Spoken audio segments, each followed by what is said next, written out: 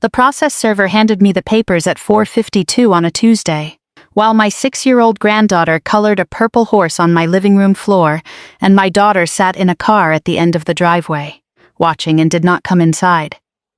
"Ruth Callahan," he said. I said yes.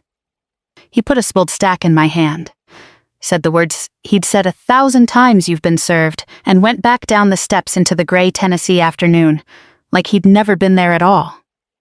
I stood in the doorway with my cane in one hand and the papers in the other. On the first page, in bold 3 lines down, "Petition for appointment of a conservator of the person and estate." Under it, my name. And under that, in the line for the petitioner, my daughter's name. Megan. There was a word that showed up 3 times on the first half of the first page. The word was incapable. I have read a lot of kinds of paper in my life. Deployment orders. A telegram once, about a friend. My own medical file, after the truck in front of mine turned into a ball of fire on a road outside Kandahar. I know the feeling when the ground slides out from under you. That was the feeling. But I didn't sit down. I didn't cry. I didn't let my face do anything. I counted 1, 2, 3, an old habit, and I folded the papers in half and set them on the table. And I got down on the floor next to Sophie and asked her what color she was going to make the horse. But before I tell you what my daughter's husband was after, and how a woman they had decided was too far gone to run her own life, spent the next 3 months quietly doing the one thing the Army spent 22 years teaching her to do, you have to understand why a green notebook was about to matter more than any doctor's signature. You have to go back 3 months, to a small brick house in Clarksville, Tennessee, and the day I took off the uniform for the last time. My name is Ruth Callahan. Staff Sergeant, retired. 22 years. I was a motor transport operator, 88M. They call it. I drove 5-ton trucks through places nobody wants to drive through. In 2011, a roadside bomb went off under the vehicle ahead of mine, and I lived. But the blast left something in my head the doctors call a traumatic brain injury. It didn't take my intelligence. It didn't touch my judgment. But sometimes, in the middle of a sentence, a simple word walks off and leaves me, and I have to stand there and find it in the dark. My left ear doesn't hear right. There's a piece of metal in my calf the doctors say hurts less to leave in than to take out. That's the cane. They gave me a Purple Heart, a piece of paper called a DD-214, and told me to go home. Home is a strange word for a soldier. My husband, Danny, died in a car accident when Megan was 10. After that, I raised her alone, which mostly meant raising her over the phone, in letters, through short leaves, while my mother kept her at home. Megan grew up with her grandmother more than she grew up with me. I know that. I've carried it a long time, heavy as the metal in my leg. The occupational therapist at the base hospital, a woman named Deborah, taught me how to live with a TBI. Your brain needs an external system now, she said. Don't trust your memory. Write everything down. She gave me a green notebook and told me to log all of it, what pills I took and when, who said what to me and when, every appointment, every number. And she showed me the record button on my phone. When someone tells you something important, record it. Don't rely on remembering. For another person, that might have been a burden. For me, it was coming home. In the Army, we wrote everything down. Signed for everything. Time-stamped everything. A transport soldier lives and dies by a manifest. That green notebook wasn't a sign I was broken. It was who I am. I'm telling you this now, at the front of the story, because my son-in-law never understood it. Brett saw a woman who lost a word in the middle of a sentence and thought, weak. He never imagined she'd spent a whole life making the writing down automatic. He never imagined that when he started telling stories about me, I already had a notebook recording exactly what had really happened. Sophie was the gift I didn't see coming.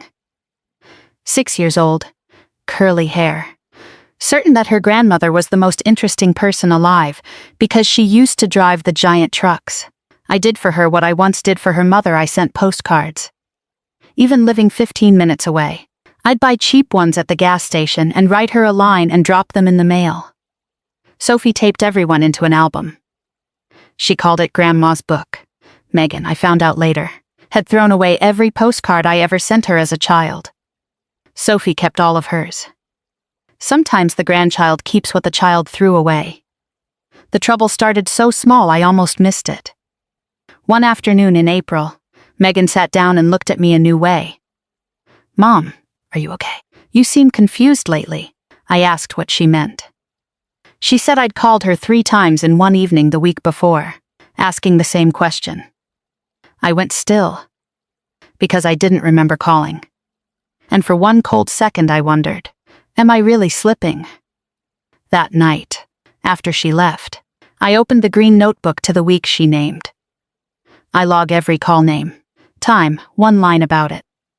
That week I had called Megan exactly once. Once. Tuesday, 7:15 p.m., to ask if Sophie wanted to go to the fair. I sat a long time looking at it. 2 possibilities. 1, my TBI was bad enough that I'd called 3 times, logged once, and remembered nothing. 2, my daughter had just told me a thing that never happened. I still wanted, then, to believe the first one, because the second was too much to hold. The incidents kept coming, and there was always a witness. At a family dinner, Megan mentioned, gently in front of everyone, that I'd left the stove on again. I didn't remember turning it on. Brett told a neighbor he'd had to rush over because I'd called in the middle of the night, panicked not knowing where I was. It never happened. But he said it with the worried, tender face of a good son-in-law carrying a heavy load, and people believed him. Why wouldn't they? I was the old woman with the cane and the problem in her head. He was the young man with the easy smile and the firm handshake. Then Brett started helping with my money. "Let me take the bills off your plate. Mom, you rest." I hesitated. But Megan added, all concern, that she worried I'd pay something twice or miss something. And there was a detail I didn't clock at the time, a few months earlier, when I had surgery to take out a fragment that had gotten infected. Megan had me sign a power of attorney just in case you're in the hospital and I need to sign something for you. I signed it. Because she was my daughter. Because I was in pain and I trusted her. Mail started to go missing. My bank statement stopped coming. When I asked, Megan said the post office was terrible lately. Then Ellen from next door, the widow of a sergeant I'd served with, pulled me aside at the fence and said quietly, "Ruth, your girl's been telling people at church you're going downhill fast. That you can't take care of yourself. It doesn't sound like you, so I figured you should know." That night I sat at the kitchen table, opened the laptop, and logged into the one account Brett hadn't helped me with. I scrolled, and my chest tightened. A transfer out, $4,000. Then another, $6,000. From a savings account I thought I hadn't touched. The date, after the day I signed the "in case I'm in the hospital" power of attorney. I picked up the phone to call Megan, to ask her straight. And I stopped. Because 22 years in the Army taught me one thing. When you spot the enemy moving, you don't shout so they know you've seen them. You go quiet. You watch. And you write it down. I opened the green notebook. I logged the date. The amount. The time I found it. Then I did one more thing. The next morning I drove past Brett's office, the house flipping company he was always bragging about. There was a notice taped to the door. The business had shut down. There was a phone number for a collections attorney. Brett Reyes, the man with the smile and the shiny truck, was broke.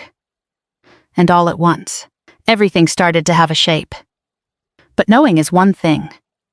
Believing in yourself is another. That was the cruelest part of what they did. For weeks they told me I was losing my mind. And a part of me, the part with the brain injury, the part that sometimes drops a word, started to believe them. Every night I opened the notebook to prove to myself I was still sharp. And then I'd wonder, what if I really am gone?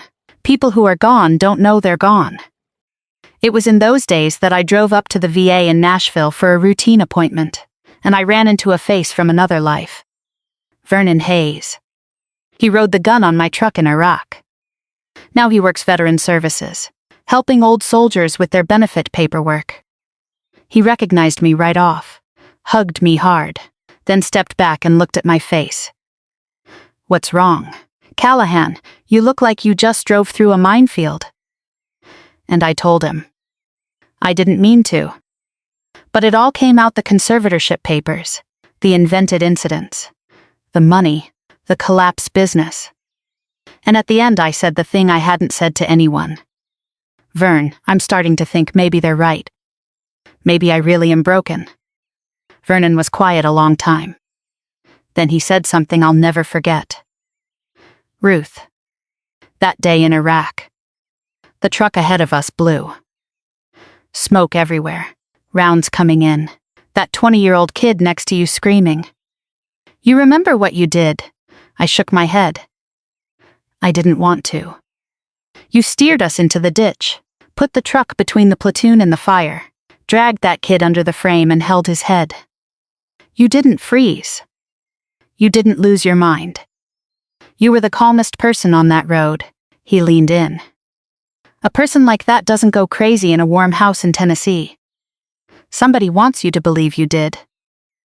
Those are two completely different things." I sat there, and for the first time in weeks, I could breathe. Vernon didn't let me leave empty-handed. He made a phone call, and 2 days later I was sitting in the office of Pat Nolan, a legal aid attorney who takes cases like mine, old people whose relatives are trying to take everything. Pat is about 60, wears glasses, talks straight. She listened for 40 minutes without interrupting once. When I finished, she leaned back. "Mrs. Callahan, one question. Do you write things down?" I put the green notebook on her desk. Then the second one. Then I opened the voice memos on my phone, hundreds of them, each dated. Pat looked at the green notebook, then at me, and for the first time she smiled. "You know," she said, "people who think they've already won get careless with paperwork. They sign things they shouldn't. They move money and leave a trail. They count on nobody checking, because the person they're doing it to is too weak to fight." She tapped the notebook. "Bring me everything you've written down. And give me a few weeks. I have a feeling your son-in-law has been careless for a long time." For the first time since the papers landed, I felt something that wasn't fear. It wasn't happiness. It wasn't hope yet either. It was cold and steady and familiar. The thing I used to feel before a convoy. It was resolve. For the next 3 weeks I learned that leaving a bad situation is emotional, but winning one is evidence. Pat and I built the case like a manifest. Every night I laid the paper out on the kitchen table: bank statements, a copy of the power of attorney, the green notebook, a list of the incidents and the exact dates they were supposed to have happened. And next to it, what my notebook logged on those same days. The truth came out one piece at a time, each one sharper than the last. First, almost every confusion incident they described contradicted my log. The night I supposedly called panicked. Not knowing where I was, my notebook had me in bed by 9:30 after my meds. The time I left the stove on, I'd written that I ate cold food that night because I didn't feel like cooking. One by one, they didn't match. Second, the power of attorney. Pat pulled it and her face went flat. "This isn't a limited power of attorney for while you're in the hospital, Mrs. Callahan. This is a general financial power of attorney. It lets Megan act for you in any money matter, anytime." I looked at the paper I'd signed while I was hurting and trusting. I had handed over the keys to my own house without knowing it. Third, the money. 4,000.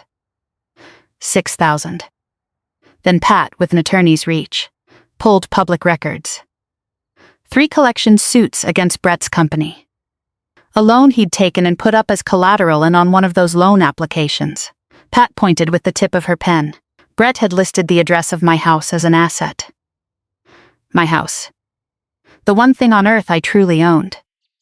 He'd listed it like it was his. Where did the money go? I asked quietly. Pat turned more pages. Part to the collections attorney. Part into a riverboat casino in Tunica. And part just holding up their life the shiny truck, the vacations Megan posted online. I sat still. Not from anger. Because it finally fit. And then Pat showed me the last piece of that night, and it turned my stomach. A letter. From a doctor named Lyle Ferris. Half a page, saying that after examining me, the doctor had significant concerns about cognitive capacity. It was the medical foundation for the whole petition. I've never met this doctor, I said. Pat raised an eyebrow. You're sure? I opened the notebook. That day I'd written. Brett took me to a general checkup. Strange doctor. About 15 minutes. Asked a few questions. Unclear why. 15 minutes. A doctor Brett chose. Brett drove me to. Brett paid. 15 minutes to declare that a 22-year soldier no longer had the mind to run her own life. Pat drew a circle around 15 minutes in my notebook. This, she said, is going to be very useful. But the worst piece didn't come from paper. It came from a 6-year-old, and from a button I forgot to turn off. That Saturday, Megan dropped Sophie with me for a few hours. They still did that. Because children need watching and I was read-free. I left my phone on the kitchen counter, and out of Deborah's habit, I'd hit record that morning to remember my to-do list, and forgot to stop it. It ran the whole time in my shirt pocket. When Megan and Brett came to pick Sophie up, they stood out on the porch talking, thinking I'd gone inside. But I was right behind the screen door, kneeling to tie Sophie's shoe. And the phone in my pocket got all of it. I'm not going to tell it to you from memory. I'm going to tell it to you the way the recording kept it, word for word. Megan's voice. Tired, I don't know anymore, Brett. Looking at her today, she seemed fine. She played with Sophie all afternoon. Brett's voice. Firm, don't do this now. We're in too deep to back out. Ferris signed. The petition's filed. We just have to get through the hearing. But if... Listen to me. His voice dropped, and lost all the tenderness. That house is paid off. It's worth 300 grand. We control her estate. We sell it, and all of it goes away. The debt, the lawsuits, all of it. She's old. She'll be taken care of. She's just a problem to manage. Don't make her into something bigger than that. She's just a problem to manage. I finished tying Sophie's shoe. She looked up. Grandma, why's your face funny? I smiled and told her I was just tired, and I opened the door and handed her back to her parents. Brett smiled at me. The winner's smile.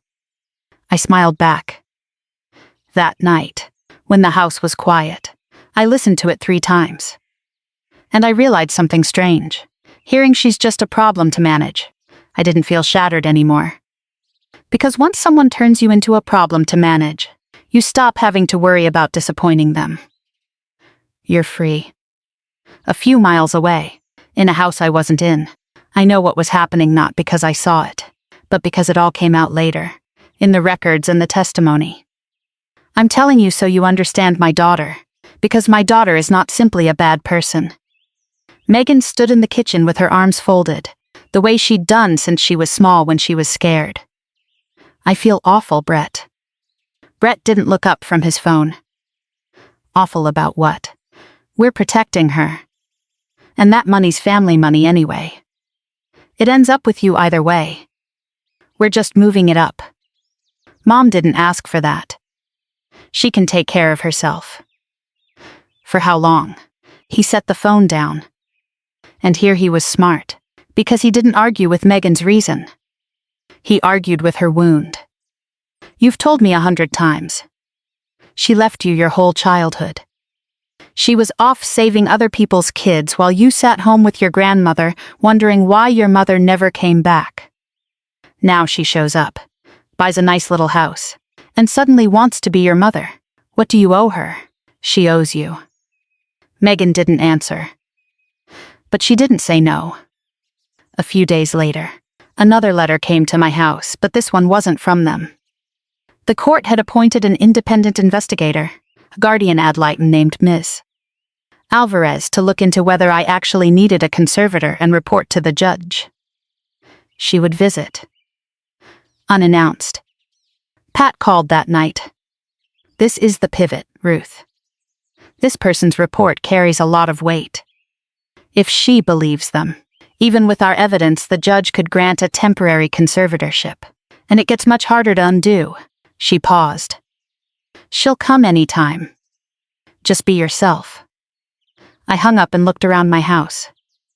Then I smiled for the first time in days.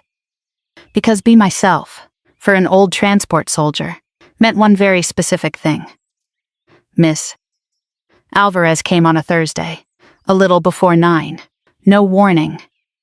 She was about 50, carried a case and a stack of forms, and had the eyes of a person who has seen enough kinds of lying to stop being easily moved. She came into my house, and I watched her take it all in. Here's what she saw. On the refrigerator, a whiteboard with the week laid out, every box clear, doctor's appointments, medication days I have Sophie. On the counter, a 7-day pill sorter, every slot correct. On the desk, a folder set with neat labels, bills paid, bills pending, insurance, house papers. The green notebook lay open by the phone at today's page. The first line, 90 Miss Alvarez gal arrives. Unannounced. Stay calm. She picked up the notebook, read a few pages, set it down. She said nothing, but something in her face softened. You manage all this on your own, Mrs. Callahan. I used to manage a truck convoy and a fuel manifest for a whole platoon. Ma'am, I said. This is a lot easier. Sophie was there. Megan had dropped her off not knowing that was the day everything turned, and with the total honesty of a 6-year-old. She did the thing no lawyer could. She climbed onto the chair next to Miss Alvarez and asked, Are you my grandma's friend? I'm just here to ask some questions about your grandma. Sophie nodded seriously. My grandma's not sick. My daddy told me to tell you she forgets things. But she doesn't forget. She never forgets my birthday. She never forgets to send me postcards, and she ran to get the album Grandma's book and put it in Miss Alvarez's lap, turning the pages of postcards, each one a line in my handwriting to a child I love. I watched Miss Alvarez slow down. I watched her read. And then, just when I thought it was going well, it happened. Miss Alvarez asked me an ordinary thing, the name of the medication I take in the morning and the word I swallow every single day, walked off and left me. I stood there. I looked for it in the dark. 10 seconds. 15. Miss Alvarez's face gave nothing back. In the end, I had to open the pill sorter and read the label. She wrote something down. I don't know what. She thanked me, gathered her things and left. I stood at the door watching her car pull away, not knowing whether I'd won or lost. That night the phone rang. It was Brett. His voice was friendly, warm like we were old friends. Mom, just calling to check on you. I know this paperwork's gotta be stressful. I said nothing. I just don't want you to worry too much. Doctor. Ferris is very well respected in his field. His word carries a lot of weight. Then he added, light as talking about the weather. And you know, come the hearing, Megan's going to be pretty emotional. She's your daughter. She loves you. She'll probably cry.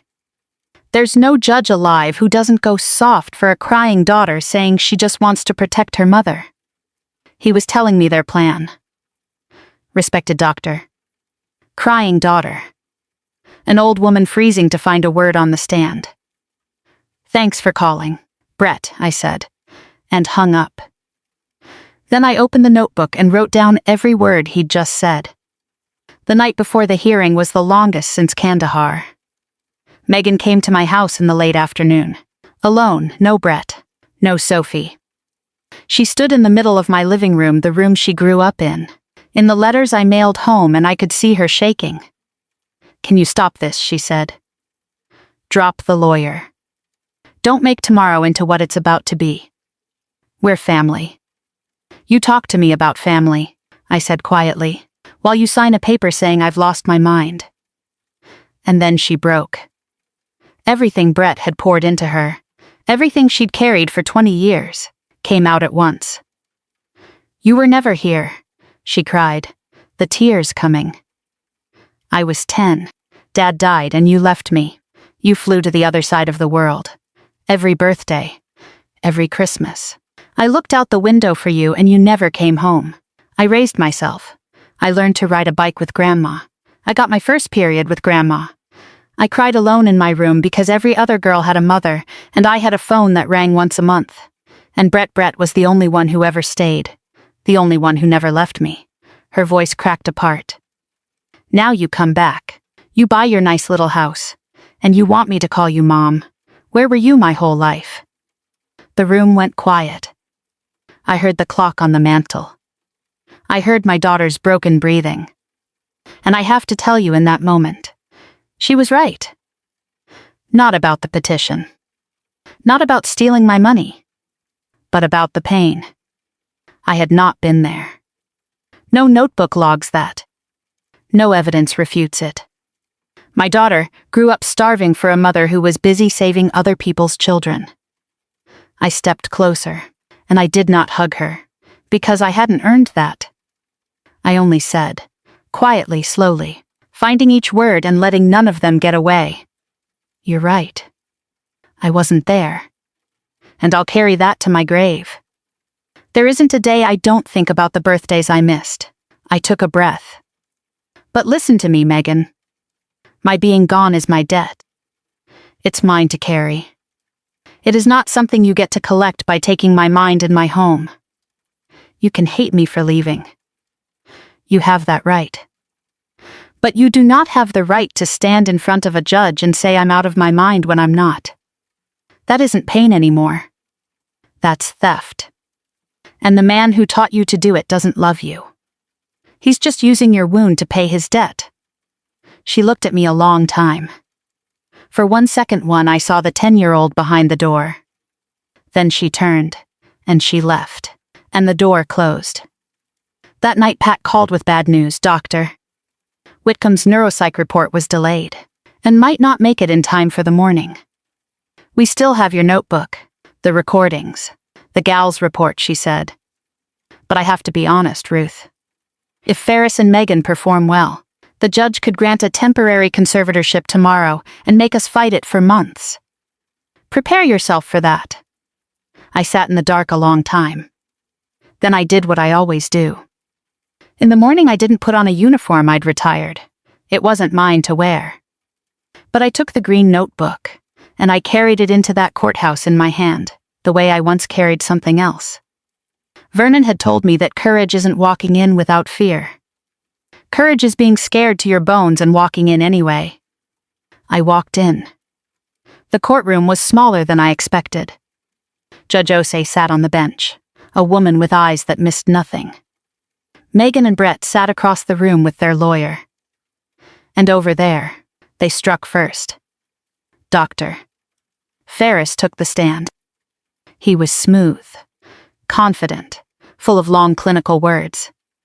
He talked about cognitive decline, about concerns regarding judgment, about how a brain injury often progresses.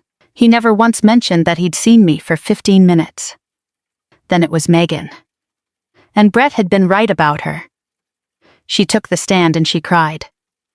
And she wasn't acting, that was the cruel part. She didn't have to act, because half of what she said was true. She talked about worrying for her mother, about watching me slip, about the sleepless nights. The room went soft with sympathy. I saw someone in the gallery wipe their eyes. Brett sat with his head bowed in sorrow, and I knew that inside he was smiling. Then their lawyer called me to the stand. He didn't ask about love or family. He went straight for the weakest place in me. He fired questions, one on top of the next, giving me no room to breathe. Then he asked Mrs. Callahan, please tell the court the full name of the medication you take every morning for your condition. And it happened. The word walked off and left me. In the middle of a courtroom, with my daughter crying and a judge watching, the word I swallow every morning vanished into the dark in my head. I stood there. I looked for it. 5 seconds. 10. I saw their lawyer bite back a smile. I saw people in the room glance at each other. I saw Pat's face go pale.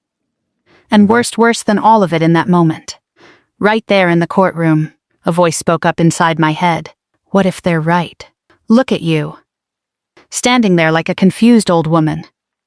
Maybe you really are gone. I stood on the witness stand of the very hearing that would decide the rest of my life. And I believed, for one horrifying second, that I had lost. Then Pat stood up. Your Honor, she said, calm. Before we continue, I'd like to enter some evidence. The first thing she did was call another witness, Dr. Whitcomb. His report had come, late that very morning. He was the neuropsychologist who had spent not 15 minutes but 6 hours, over 2 sessions, evaluating me fully. He took the stand, and he explained what the whole room had just watched. What you just saw, he said, is word retrieval difficulty, a common symptom of traumatic brain injury. It affects the speed of recalling a word. It does not affect intelligence, judgment, or the capacity to make decisions. He turned to the judge. Your Honor, I evaluated Mrs. Callahan in full. Her scores for judgment, reasoning, and decision-making are above average. Her forgetting the name of a medication for 30 seconds says nothing about her capacity, no more than a person forgetting an actor's name means they can't sign a contract. Mrs. Callahan is fully competent. Medically, this is not in question. The room changed. I watched it change. Then Pat entered Miss Alvarez's report. The court's own independent investigator had written that she came to my home unannounced and found, I'll quote it, a household organized to a degree the investigator rarely encounters. Medications correctly sorted, bills paid on time and filed systematically, schedules meticulously kept. The subject demonstrated self-sufficiency, financial clarity, and full awareness of her circumstances. And at the end, she recorded the words of a 6-year-old, that her father had told her to tell the investigator that her grandmother forgets things. I watched Megan's head drop. Then Pat dropped the bomb. She entered the bank statements. 4,000. 6,000. She entered the power of attorney Megan took while I was in the hospital, not limited. General financial control. She entered the 3 collection suits against Brett's collapsed company. She entered the loan application on which Brett listed my house as his asset. She entered the trail the collections attorney, the casino in Tunica. And then she asked the court's permission to play a recording. The room went dead silent as Brett's voice came out of a small speaker. Clear, undeniable. That house is paid off. It's worth 300 grand. We control her estate. We sell it. And all of it goes away. She's just a problem to manage. I looked at Brett. The winner's smile was gone from his face. For the first time, he looked like the thing he actually was, a man who had just heard his own voice testify against him. Last, Pat turned to Dr. Ferris, still sitting in the gallery. She asked him one question, and she read it off my own green notebook. Dr. Ferris, is it true that the entire examination on which you based your opinion about the cognitive capacity of a 22-year veteran lasted exactly 15 minutes? Ferris hesitated. He looked at Megan's lawyer. The lawyer looked at the table. Judge Osei set down her pen. She didn't shout. In real courtrooms, they don't bang gavels and scream. She spoke in a voice cold and clear enough to be more frightening than any shout. I've heard enough. She looked across the room. The petition to appoint a conservator for Ruth Callahan is denied. With prejudice, meaning it may not be refiled. She picked up a sheet. Further, based on what this court has heard, I am referring the financial record in this matter to the district attorney and to Adult Protective Services for investigation into conduct that may constitute the abuse and financial exploitation of a vulnerable adult. And I will personally write to the state medical board regarding Dr. Ferris's 15-minute examination. She set the sheet down. Then she looked at me, and her voice softened. Mrs. Callahan, this court is sorry for what you've been through. Thank you for your service. She tapped the gavel once. We're adjourned. I sat there with the green notebook in my hands, and I did not feel victorious the way I'd once imagined. There was no joy in it. There was no sweet revenge. There was only a vast quiet, and under it, something like peace. When I stood to go, Megan said my name. Mom. I stopped. I turned and looked at my daughter, the baby I once held in a hospital, the 10-year-old behind the door, the woman who had just tried to take my mind and my home. She was crying, but not the performed tears from the stand. These were the tears of someone who has just seen clearly, for the first time, where she'd been led, and what she'd done. I could have said a great deal.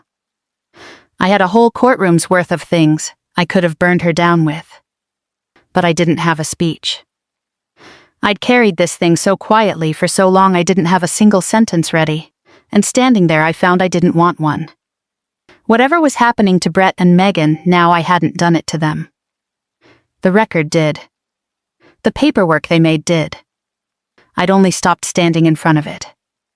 I said one thing, and I said it quiet. The file's complete, Megan. It always tells the truth, even when the people in it don't. Then I walked out of that courtroom, on my cane, with my notebook, into the spring sun. It didn't wrap up neatly. The truth rarely does. The financial investigation ran for months. Brett was charged with financial exploitation of a vulnerable adult and fraud. I didn't go to his hearing. I didn't need to. Most of the money he took had already vanished into casinos and creditors, but the court ordered restitution, and the power of attorney was voided. My house stayed mine. Paid off. The one thing I truly own, and now no one can touch it again. The medical board opened an inquiry into Dr. Ferris. He isn't the last man who'll sign a 15-minute letter to help someone take an old person's life apart, but at least he'll have to answer for that one. And a lawyer at Adult Protective Services told me my case would be used in a training on exactly this: how relatives use a fake diagnosis to seize control. That is not nothing. Somewhere down the line, another old soldier at another kitchen table will be a little harder to erase, because of a green notebook in Clarksville, Tennessee. Megan divorced Brett while he was waiting to face the court. I don't know whether it was because she finally saw what he was, or because the ship was sinking and she jumped. Maybe both. I didn't demand a reconciliation. I didn't run to her and say it was all forgiven, because it wasn't, and a cheap forgiveness would be a lie, and I've lived too long inside other people's lies to add one of my own. But I left a door open. For Sophie. Sophie still comes on Sundays. We still color horses. And I still send her postcards, even though she lives 15 minutes away, because someday she'll be grown, and I want her to have proof real, in ink, with a date that her grandmother always remembered her. Megan and I are not repaired. We may never be. But slowly, she started staying a little longer when she came to get Sophie. She started asking me questions about Danny, about the places I'd been, about the years she never understood. We won't fix 20 years in a few months. Maybe we never fully will. But she's begun to look at me like a real person, not a phone that rings once a month, and not a problem to manage.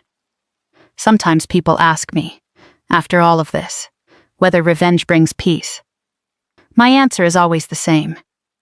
I never took revenge. I didn't need to prove my daughter was a liar for the whole world to see. I only needed to lay the truth out, exactly as I'd logged it. One line, one day, one timestamp at a time, and let the truth do the rest. I didn't knock anyone down. They knocked themselves down, with paperwork they thought no one would ever read. Here's the one thing I know now, and it's the only thing in this whole story I'll say to you straight. When someone tries to tell you that you're no longer sound enough to run your own life, ask who profits if you believe it. Your worth is not a thing a doctor confirms in 15 minutes or a judge restores from a bench. It was yours the whole time, sitting in every gray day you carried something no one saw you carry. They didn't give it back to me. The record just made it impossible to keep pretending it was ever gone. A lie needs another lie to keep standing. The truth only needs to be written down and said out loud at the right time. If you've ever had someone look at the weakest thing about you and decide it made you easy to knock over, take this from an old soldier with a cane in Tennessee, and don't wait as long as I almost did to fight back. Courage isn't feeling steady. It's being scared to your bones and walking in anyway. Stay a moment before you go. Tell me in the comments where you're watching from and one time someone underestimated you and got it wrong. I'll read them. And if this story found you when you needed it, you know what to do so the next person finds it too. I'm Ruth Callahan, Staff Sergeant, retired. Thank you for listening.